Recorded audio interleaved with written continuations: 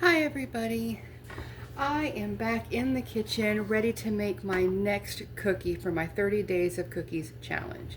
Now at the beginning of this challenge I didn't really think about if it was going to be consecutive days or 30 days in December. We were just going to do 30 days of cookies, and between November, December, and February, that's a really cookie heavy holidays.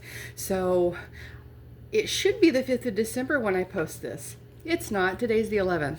It has been a very, very long couple weeks. My little one got sick, so I've been taking care of him. I also run a small business. I've had a ton of orders, but I am happy to say I'm back working on some more cookies. So you may see a couple extra posts with extra cookies in these days, and so fun. I know you guys have been doing without if you guys have been following my cookies, and I hate that, and I'm so sorry about that, but family just needed me, so I had to pull away a little bit. So we're back on it though. I do want to finish this challenge. I didn't want to make it so hard that I, didn't think I was going to succeed in case something happened, and it did, so that's okay. Today I have a lot of things pre-measured over here beside me, but today we're going to make mint chocolate chip cookies. And I'm super, super excited about this one because I absolutely love mint cookies. This will be great for any time for Christmas. You can also use the peppermint bark in this instead of mint and use some different colors than we're going to use tonight. That would be really, really cool. So, yeah, let's go ahead and get started. If you haven't seen any of my cookie videos as of yet, please understand that these are not my recipes. You and I and everyone else that's watching are sharing an experience by making the cookies that I found. I found 30 cookie recipes that I either have never made before or are classic cookies that I may have made when I was really little, and so I want to make them with you as an adult, that kind of thing. And so if you want, the other cookies, including all the ones in the future, will be listed in the description. So you're welcome to go and click around and watch. Thank you so much for joining me. And if you haven't already, go ahead and subscribe so you can get some more notifications on my other recipes and my other videos that I do, and follow along with this series. So we're going to get started. The first ingredient, and I'm really going to follow the recipe as close as possible. There are a few adjustments that I do make because I've made cookies for so long and I've been working with recipes. I know what I can adjust and what I shouldn't, or I should at least try first before I think about changing. I would highly recommend doing the recipe exactly as it's stated, and I will also write the recipe, all the ingredients in the description, so you'll have that. All right, first ingredient is a cup of butter, and butter, y'all, has been expensive lately. Have y'all noticed that? This is extremely warm butter that I have just kept out on the counter in preparation for making cookies.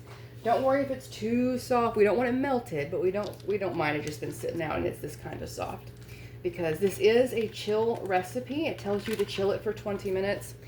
If you watched my other videos, I don't do that. I ball them and I throw them in the freezer. Does the same thing.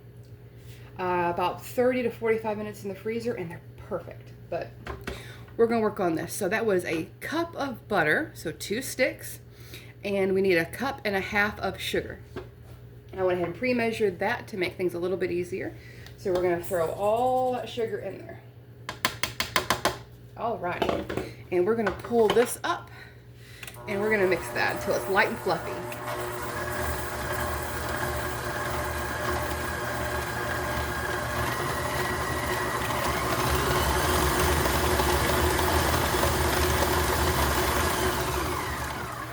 I like to stop very early before I whip it too much and just really scrape down the sides, because the butter can get slapped across the side of it and it doesn't get incorporated like it should. All right.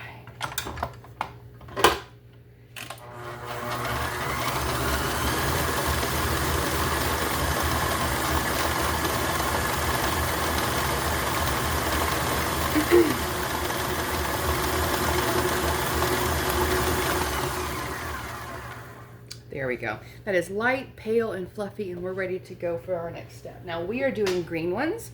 So we need peppermint. This is a pure peppermint flavor from Goodman's brand. It is alcohol free. That's really cool. This one's interesting. I do use this brand in strawberry and banana for my other recipes that I do for like banana puddings, strawberry cakes, stuff like that. And I do like this brand, but this one specifically is a little weird. And I will show you why. I am going to grab a teaspoon real quick and see if I can show you why this is a half teaspoon. So we're going to get, this is going to make like 48 cookies supposedly is the yield. But I don't know if you guys have used this before, but it's almost like an emulsion. And so getting it out is a little bit of a challenge. There we go. So that's a half teaspoon. And I'm double checking. Yep, so we need 1. And I can get this out. Tapping on it does help to get it out. You can always use a toothpick to kind of swirl that around. And 2. Now, if you're wanting to go colorless for any reason, or if you are wanting to do the peppermint bark, the red, then you can try to see if you can find peppermint extract that is clear and go with that. But we are going to be going green today anyway, so I'm not worried about it. It does tell me that it wants me to use 12 to 14 drops of green food coloring. Now, most of these recipes, they are using the watery food coloring you can get at the store. Now, if that's the case, 12 to 14 drops is what is called for. So go ahead and do that. I use this food coloring. I get it off of Amazon, not sponsored in any way, but I absolutely love this. So we're going to add a little bit at a time, and I can always add a little bit at the end. But I'm going to add 2 drops of that because this is a little potent.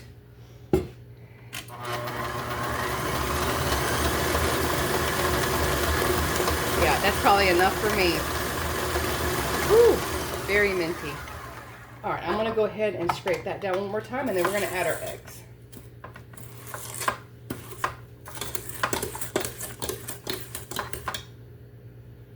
Oh, I don't know if you guys can see. Look at that pretty minty green. I'm wanting to do it in that color so the other chocolate chips and stuff that we're going to put in there really pop, and you don't really need much. If you want to go dark green, go for it. Put as much food coloring in there as you want. But we're going to go a lighter color for this. And that won't change the recipe in any way, so we'll be okay. 2 eggs is our next ingredient. I highly recommend cracking these in a separate bowl. I do a lot of these, so I'm not too worried about it for myself. And before you come at me for any reason, these are for my own family, not for any of my customers. And so, no, I'm not using gloves. I used soap. That's the thing, guys. And so we're going to put 2 eggs in there, and we're going to make sure those are whipped in fairly well.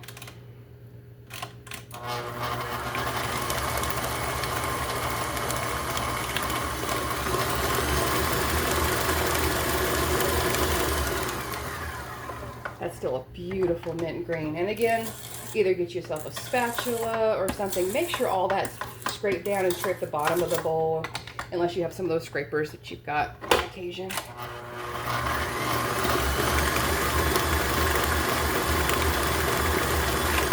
There we go. So that's all incorporated. So move the eggs out of the way.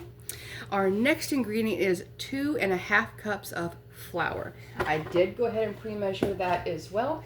Whenever you measure your flour, hold your measuring cup and you pour the flour either with a spoon or I have a dipper that's just like a little shovel thing that goes in my dry goods. Use that and put it over it and then scrape the top to where it's flat. That way, you know for sure you're getting the right amount, and that's how most recipes are written, is based off of that measurement. All right, so we're gonna put that in there. And before we get this going, we also need 2 teaspoons of baking powder.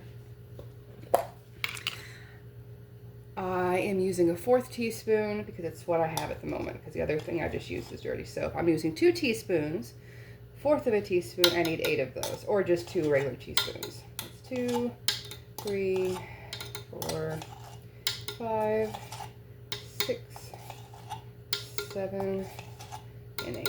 Some people say sift all of this. Some people say put it all together, whisk it, and then add it. I've never had a problem. If you like that and you feel comfortable and that's your routine, go for it. You also need 1 teaspoon of baking soda. So for me, because I'm using a fork, that's going to be 4 of these.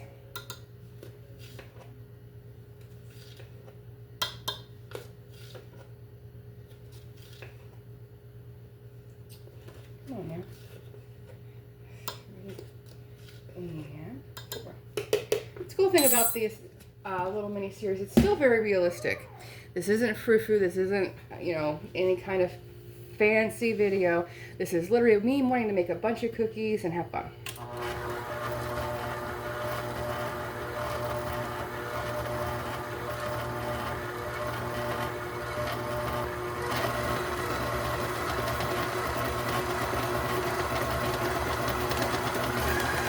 That is so pretty.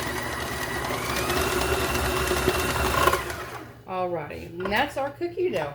If you can still see that, look how gorgeous that green is. It's a very light minty green. It's really pretty. And so our last ingredients are our add-ins, and what it calls for is 6 ounces of milk chocolate chips and 6 ounces of Andees mint chocolates chopped. So I don't usually use milk chocolate chips very often. My favorite is to use is semi-sweet, and I keep all of mine in a big container. But if you guys have a 12-ounce bag, you're going to want to use about half of it. I am going to be bougie and use my kitchen scale and measure out 6 ounces. And you guys can do that too if you like.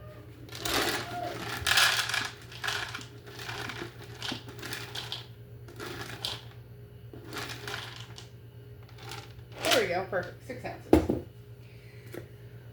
All right, and something else we're gonna put in, I got these specially ordered on Amazon, since it's cold enough now to order them. Look how pretty those are. These are Andees mint flavored chocolate chips. I don't think it's the name brand, it's just mint flavored chocolate chips. And they're so cute, they're mini chips, they're so adorable. And I was wanting to get them all summer because I kept seeing them and I kept seeing them, and then it finally got cold enough to where I knew that any place this probably came from, it's cold all the way here, so they wouldn't melt, and so I'm super excited. So we're also going to do 6 ounces of these as well.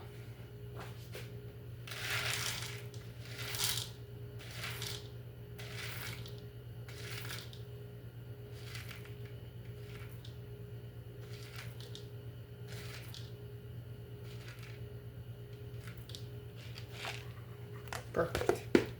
All right, and I'm not putting these away necessarily. We're going to decorate the tops of these, but let's do a little bit of a mix of our little add-ins. Look how fun that looks. Ah, that's exciting. And all the white's just the flour off that bowl. So we're going to add all of our mix-ins in, and we're going to give it another good mix real quick.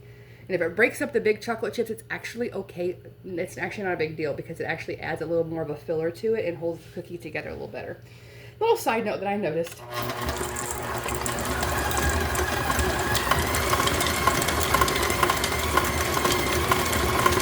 There we go. And we're good. So, next thing we are going to do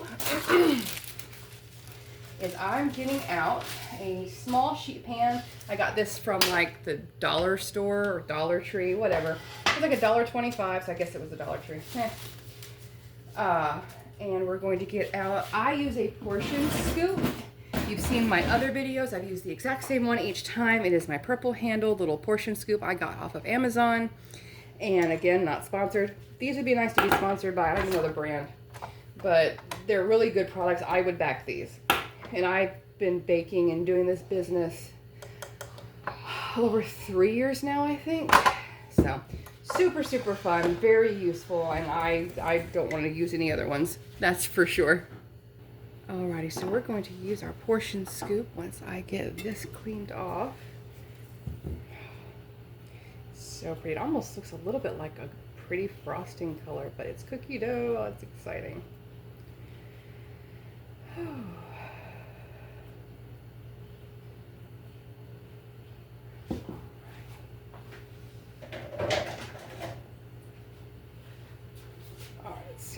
Yep, this should make quite a few cookies. Awesome. All right, what I'm going to do though, this is a fairly not sticky dough, if that's a thing. I'm going to pour some of these into another bowl, and we're going to decorate these as we do them. So just a little bit at a time because we don't want to waste if we can help it. But we're going to pour some of those in a bowl, and I'm going to get some of these in a bowl as well. I'm going to arrange this to where you guys can see everything.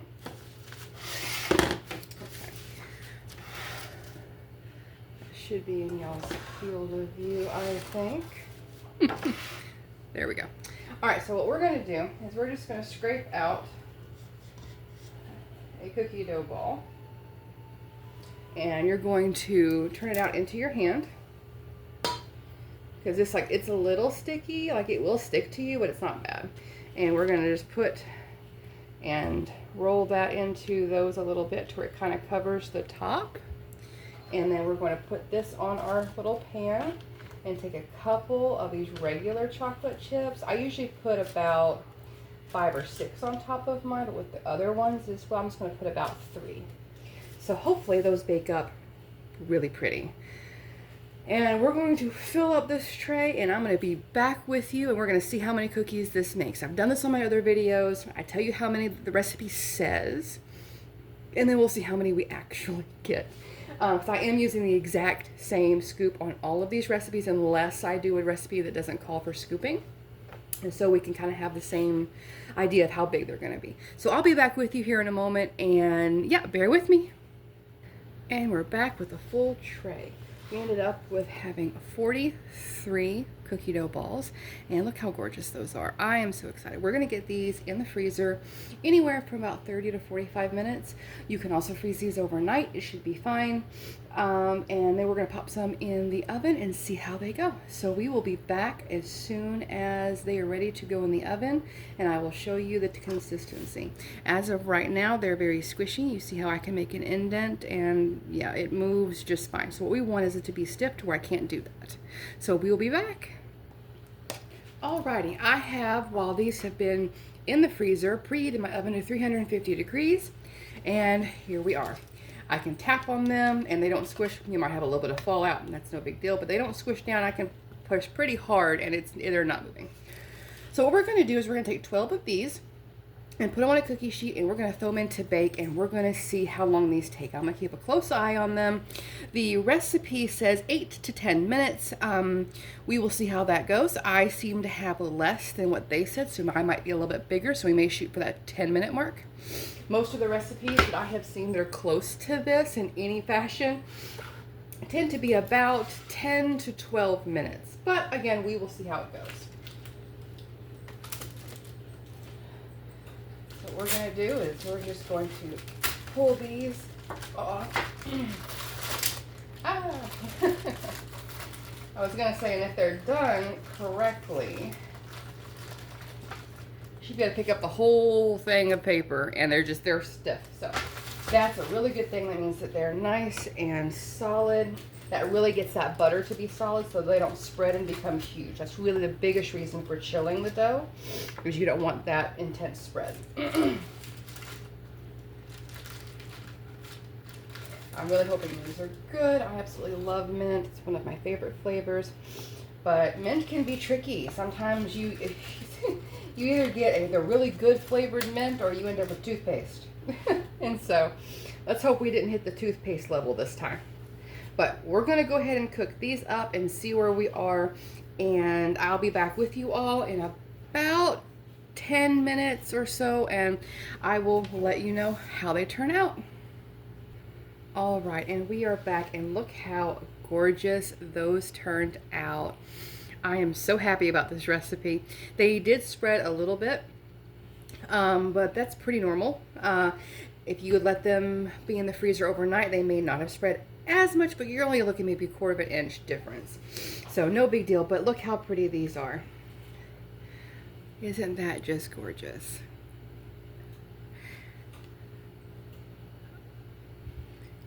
And we're going to break one of these open and give it a try. Oh yeah, That looks really good. These are a little bit thinner than my other cookies that I make on occasion. And if you want to be able to have these stackable, definitely put these in the refrigerator and those chocolate chips will harden up all the way. But let's give this a small taste.